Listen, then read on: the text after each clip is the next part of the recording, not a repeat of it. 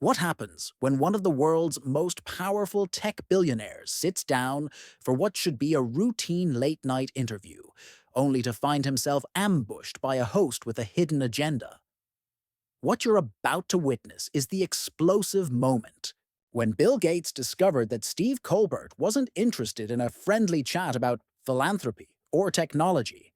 Instead, Colbert had prepared a calculated attack that would push Gates to his absolute breaking point. This isn't your typical celebrity interview gone wrong. This is a masterclass in how quickly things can spiral out of control when egos clash and hidden motivations come to light. Make sure to subscribe and drop a comment below, because you're not going to believe how this unfolds. The Late Show studio buzzed with its usual pro-show energy. Audience members settled into their seats, completely unaware they were about to witness television history. Bill Gates sat in the green room, reviewing notes on his latest foundation initiatives.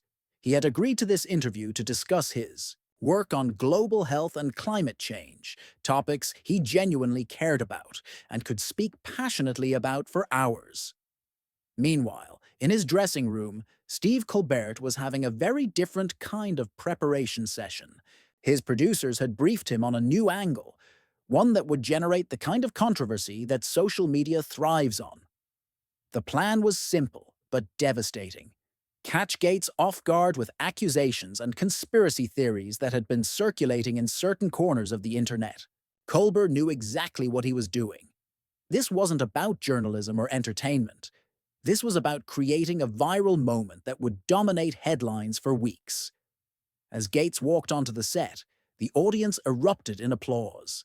He waved with his characteristic awkward smile, genuinely pleased to be there.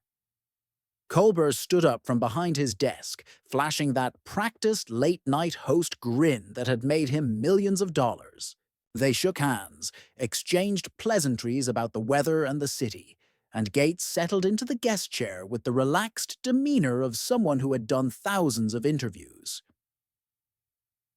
The first few minutes went exactly as expected.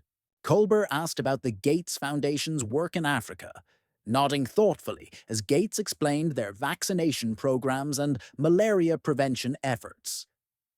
The audience was engaged, but not particularly excited. This was standard fare for a billionaire philanthropist interview. Gates was in his element, speaking with genuine passion about saving lives and improving conditions for the world's poorest people. But then something shifted in Colbert's demeanor. His smile became sharper, more predatory. He leaned forward slightly, a gesture that seasoned talk show guests recognize as a warning sign. The friendly conversation was about to take a turn.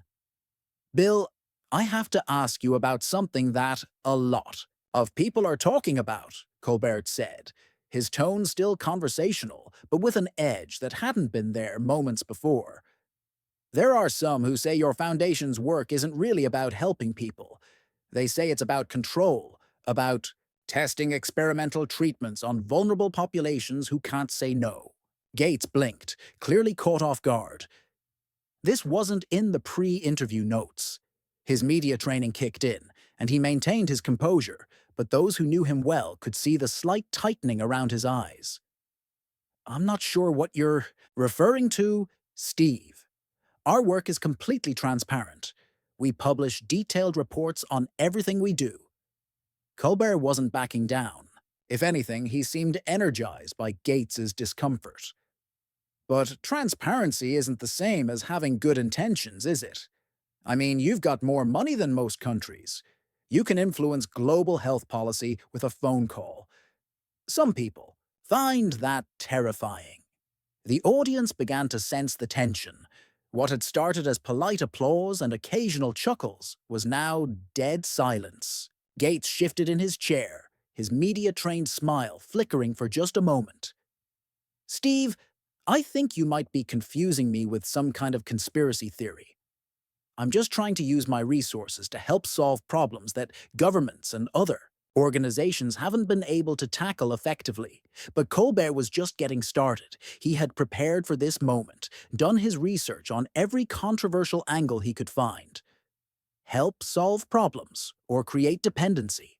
Because I've been looking at the numbers, Bill, and it seems like the places where your foundation operates the most tend to stay poor. Almost like you need them to stay poor to justify your existence. That hit differently. Gates's jaw tightened visibly. He had heard variations of this criticism before, usually from fringe websites and social media trolls. But having it thrown at him on national television by someone he had considered a peer in the entertainment and media world was something else entirely. That's not just wrong, Steve. It's offensive, Gates replied, his voice still controlled, but with an undercurrent of real anger. We measure our success by lives saved, diseases eradicated, children who get to grow up healthy. If you want to criticize our methods, fine. But don't question our motives. The studio had gone completely quiet now. Even the crew members who usually bustled around during commercial breaks were standing still, sensing they were witnessing something unprecedented. Colbert leaned back in his chair, clearly pleased with the reaction he had provoked. I'm not questioning your motives, Bill. I'm questioning your results and your methods. And maybe you're right to decide what's best for millions of people who never asked for your help. Colbert's voice carried a smugness that was becoming impossible to ignore. Gates stared at him for a long moment, processing what was happening. This wasn't a debate about policy or effectiveness. This was a deliberate character assassination, and it was being broadcast to millions of people. The realization that he had walked into an ambush was written all over his face. You know what, Steve, I came here in good faith to talk about work that I'm proud of, work that has genuinely helped millions of people. If you want to turn this into some kind of attack piece, I'm not going to participate. Gates started to remove his microphone, but Colbert wasn't done. Oh, so you're just going to run away when someone asks you the hard questions? How very billionaire of you. The words hung in the air, like a challenge.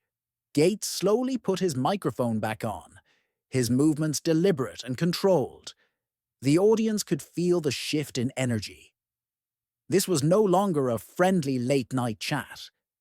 This had become a battle of wills between two of the most powerful men in their respective fields. I'm not running from anything, Steve, Gates said, his voice steady but carrying a warning.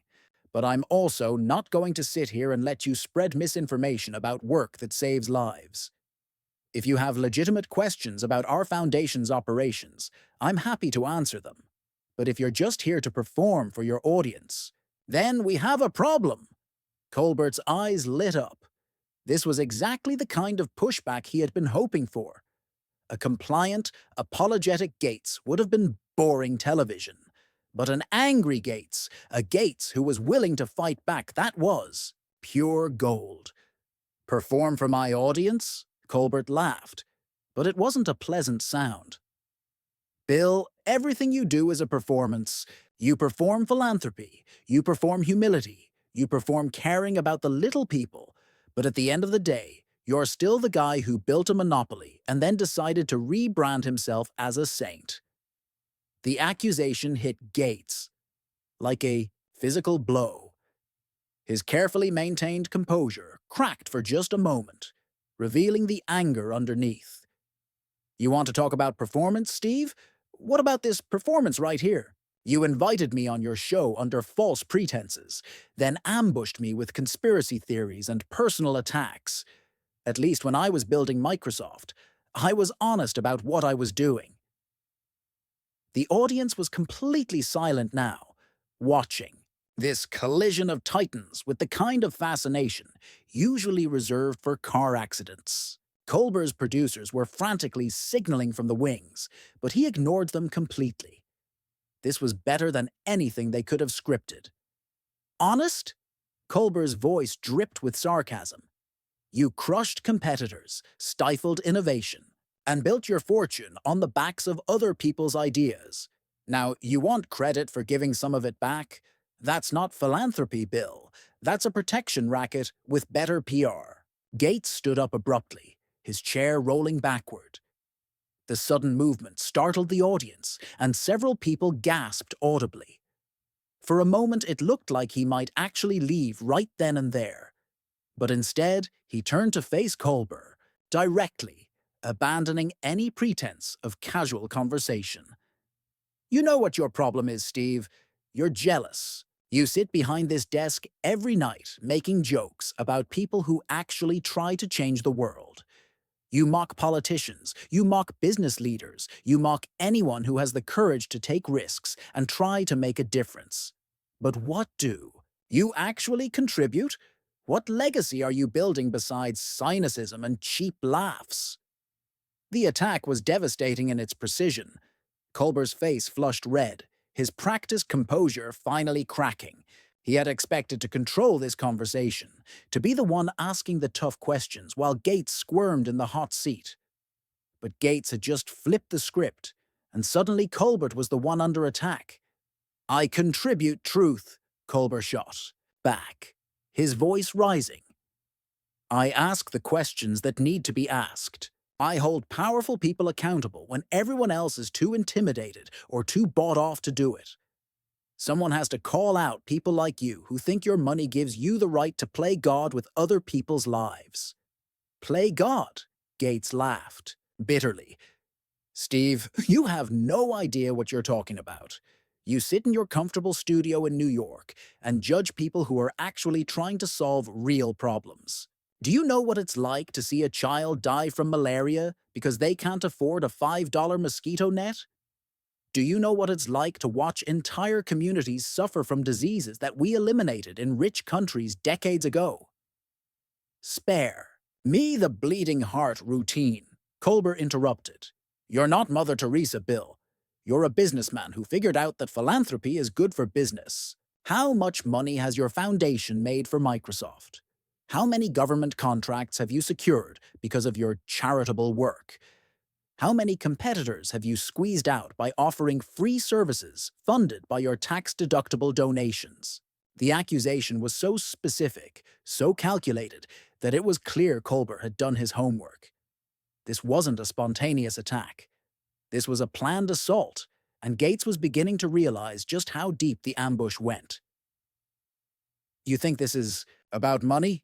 Gates asked, his voice quiet but dangerous. "You think I'm running some kind of elaborate business scheme? Steve, I could make more money in a year just by putting my foundation's endowment in index funds than Microsoft makes in profit. I do this work because it matters, because it saves lives, because it's the right thing to do. But you wouldn't understand that, would you? Because you've never done anything that wasn't about making yourself more famous or more wealthy." The personal attack hit home. Colbert's face went white, then red again. He had built his career on being the one who asked the hard questions, who held the powerful accountable. But now he was being called out for his own motivations, his own priorities, and it was happening in front of his own audience. "Don't you dare lecture me about doing the right thing," Colbert snarled. "You made your billions by creating a monopoly, by stifling competition, by making sure that everyone had to pay you for the privilege of using a computer. Now you want to wash the blood off your hands by handing out vaccines. That's not redemption, Bill. That's just guilt with a tax deduction." Gates stared at him for a long moment, and when he spoke again, his voice was ice cold. "You know what, Steve? You're right about one thing. I did build a monopoly. I did crush my competitors. I did things I'm not proud of. But at least I'm trying to make amends. At least I'm using my success to help other people. What are you doing with your success besides tearing down people who are trying to do better?" The studio was so quiet you could hear the air conditioning humming. Even the camera operators had stopped moving, afraid to break the tension. This had gone far beyond anything anyone had expected. This was two powerful men laying their souls bare on national television, and it was uncomfortable for everyone involved. Colbert stood up now too, abandoning his host desk entirely. The physical confrontation wasn't violent, but the body language spoke volumes. Two alpha personalities squaring off, neither willing to back down. The audience sat frozen, unsure whether to applaud, boo, or simply flee. You want to know what I'm doing with my success? Colbert's voice was shaking with rage. I'm exposing people like you. I'm showing America that behind all the charity galas and foundation press releases, you're still the same ruthless corporate raider you always were. The only difference is now you've got better publicists. Gates took a step closer, his usually mild demeanor completely gone. And I'm showing America what you really are, Steve. A bitter, cynical entertainer who tears down anyone who actually tries to make a difference because it makes you feel better about your own meaningless existence. You want to talk about legacy? Your legacy is convincing an entire generation that caring about other people is somehow suspicious. Meaningless existence? Colbert laughed, but there was no humor in it. I reach millions of people every night. I influence elections. I shape public opinion. I hold the powerful accountable. What you call meaningless, I call democracy in action. You call attacking a malaria prevention program democracy? Gates shot back. You call spreading conspiracy theories about vaccine distribution, holding people accountable. Steve, you're not a journalist. You're not even a comedian anymore. You're just a professional cynic who's convinced himself that destruction is the same thing as contribution. The words hit like hammer blows. Colbert's face went through a series of expressions: rage, hurt, then back to rage again. He had built his entire identity around being the truth-teller, the person who asked the hard questions that others were afraid to ask. But Gates was reframing his entire career as nothing more than sophisticated trolling. At least I don't pretend to be something I'm not, Colbert spat. At least I don't wrap my ego in humanitarian language and expect the world to thank me for it. You want to save lives, Bill? Stop playing games with African healthcare systems. Stop using poor countries as testing grounds for your pet theories. Stop treating human suffering like a business problem that can be solved with better spreadsheets. That was the final straw. Gates had endured personal attacks, business criticism, and conspiracy theories, but accusing him of treating human suffering as a business problem, of exploiting the very people he was trying to help, was beyond what he could tolerate.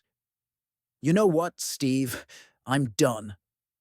Gates began removing his microphone again, but this time his movements were sharp, angry. I came here to talk about work that has saved millions of lives. Work that has eradicated diseases, reduced infant mortality, and given hope to people who had none. But you're not interested in any of that. You're interested in ratings and viral woo clips and making yourself look clever at my expense. Don't you walk away from me, Colbert called out, his voice echoing through the studio. Don't you dare walk away when we're finally getting to the truth. Gates stopped and turned back, his face a mask of controlled fury. The truth? You want the truth, Steve? The truth is that while you've been sitting in this studio making jokes, my foundation has distributed over $4 billion in grants. We've helped cut the global malaria death rate in half. We've nearly eradicated polio. We've provided clean water to communities that never had it before. That's the truth. Everything else is just noise from people who would rather tear down than build up. And how much of that $4 billion went to companies you have financial interests in? Colbert pressed, sensing he had found another pressure point. How much of your charity work is just a way to create new markets for products and services that benefit your other investments? The accusation was so cynical, so calculated to wound, that it left Gates speechless for a moment. This wasn't just an attack on his work or his methods. This was an attack on his fundamental character, his basic humanity. And it was happening in front of millions of viewers who would now associate his name with these accusations forever. You're despicable, Gates said, quietly, but his words carried through the silent studio clearly. You're absolutely despicable. You take work that has saved millions of lives and turn it into some kind of corrupt conspiracy because it fits your narrative. You don't care about the truth. You don't care about the people we're trying to help. You only care about your own relevance. My relevance. Colbert was practically shouting now. You're the one who's desperate to stay relevant, Bill. You're the one who can't stand that Microsoft isn't the center of the tech universe anymore. So you reinvented yourself as the world's savior, and you expect everyone to just accept that. Transformation without asking any hard questions. Gates stared at him for one final long moment. Then he pulled off his microphone completely and threw it on the chair. Ask all the hard questions you want, Steve, but ask them to someone who gives a damn what you think. He turned and walked toward the exit, his security detail quickly moving to escort him. The audience sat in stunned silence, unsure of what they had just witnessed. Some began to applaud tentatively, though it was unclear who they were applauding for. "That's right, run away," Colbert called after him, his voice cracking slightly. "Run back to your foundation, and your yes men, and your carefully controlled press conferences. But don't expect the rest of us to pretend that money laundering is the same thing as charity work." Gates stopped at the studio exit and looked back, one final time. You know what the saddest part of this is, Steve? You actually believe what you're saying. You've convinced yourself that cynicism is wisdom, and that tearing people down is some kind of public service. I feel sorry for you. And with that, he was gone, leaving Colbert standing alone on his set, breathing heavily and trying to regain his composure. The audience didn't know whether to cheer or remain silent. The cameras kept rolling, capturing every second of the aftermath. Colbert straightened his tie and attempted to return to his host persona, but the mask no longer fit quite right. "Well, there you have it, folks," he said, his voice still shaky. "That's what happens when you ask America's favorite billionaire a few tough questions." But everyone could see that something had changed. The confident, smirking host who had started the interview was gone, replaced by someone who looked shaken and defensive. He had gotten his viral moment, his controversial content that would dominate social media for weeks. But at what cost? The credits began to roll. But the real story was just beginning. This wasn't just a failed interview or a celebrity meltdown. This was a moment that revealed something fundamental about power, accountability, and the price of cynicism in our modern media landscape. So what do you think happened here? Was Colbert right to challenge Gates so aggressively, or did he cross a line? Drop your thoughts in the comments below, and make sure to subscribe for more stories that reveal the truth behind the headlines.